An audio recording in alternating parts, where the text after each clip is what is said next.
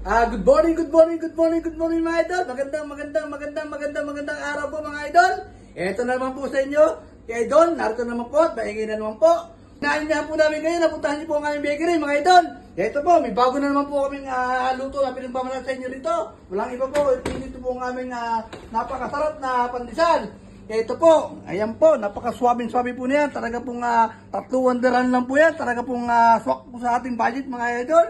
Narito po talaga ang ating talagang pamasang pandesal. At napakasarap po, kahit po ilang araw ito, hindi po tumitigas. Hindi po kagaya ng ibang pandesal na tanghali po yung matigas na. Ito po, kahit po 3 days, hindi po tumitigas mga idol.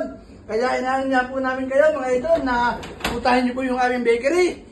At hindi po kayo magsisisi. At talaga pong presyo pong Pinoy po talaga mga idol.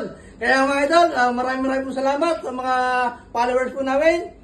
Sa pagtangkilik po ninyo sa aming mga tinapay, lalong-lalo na po ang aming mga pinagmamalaki pandesal, malunggay pandesal ni Kuya Pip. Nag-iisa lang po dito sa UAE. Kaya mga idol, alpay natin nyo, arata, punta na kayo Kuya Pip Bakery. Maraming salamat mga idol, salamat po.